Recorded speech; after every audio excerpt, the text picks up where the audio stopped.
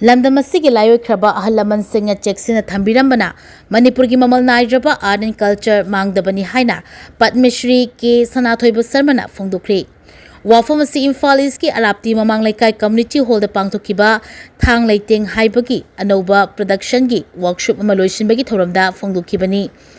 Eastern Arts and Cultural Foundation Araptina Sinduna Haukiba February Taramathoidaki Thama Chupna Chatharakiba workshop adu loisinbagi thoramda saruk yakiba Huye Lalong Manipur Thangta Cultural Association Irilbungi Director Su Oiriba Padmashree K Sanathoiba Sharma makha taraduna Malemna masak khanglaba Natta Sankritan Jagoi Sumang Lilana chingba art form singgi chapchaba foundation leijai Masigi manungda Manipur gi ngamkhai amadi saktam ngakuna lakriba thangta hairiba art form makhal asisu amani loinana thangta na Manipur khunai si semlakpada achauba thodang laubada natana malemgi leibak singa changdamnabada pangal oikhibani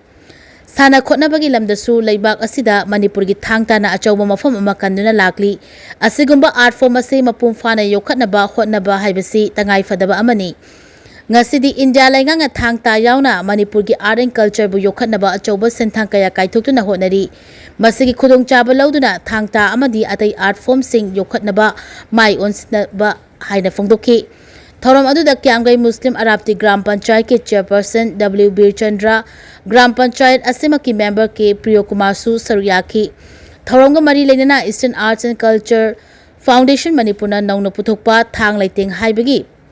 Production yauna thangta amadi jagoi sing utkhi Manipur leriba tongan ba koi kala ni lam masan leriba sing ase edi loina ba masak naina magi Manipur foundation mam leina ho biwa naidraba laman singuna matang cheksinna thambirambana ase koi mimang de kono go pangjil busni Manipur gi jagoi sei nat sangritan Bagi lila waro sama lila waro thangta waro laili bukudung masih ekoi di loina bunga pungpawa mari matik macana pam cana li jaba pungpawa art pom akani singi manungda thangta besu ekoi gi lai lesia mali hokna lerapana matang thau pana latiba ado masi paunusu thangta sna ekoi kunai si semakna masi asangba Jadi pithribi level pas mesiga changdam nagna kiram kutung lamba tongdamda jadi thang ta sina pangal lorga ngasi akoi gi bipung buding masi otik chabi mamoina lamba tong ngami bani sanabagi field darasu barwati manung da pikru station na ada sowa layon siar lorga pithribi tongan ba jadi sanabungda saruk yabu ngami bani aduga medal singba kaya purna lai bani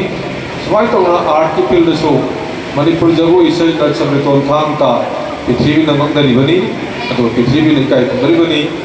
loina na Bharat Sarkar na so voting pina jadi koi jeli art form sing masi mang dana bana bada jadi matiang pangdabana pili bani loina na state head to rok kaya so mana mutum pina ikai punabi na si Bharat Sarkar na kay so koi di support pigil na hai ba art form sing asi mapung pana to ngamjari bani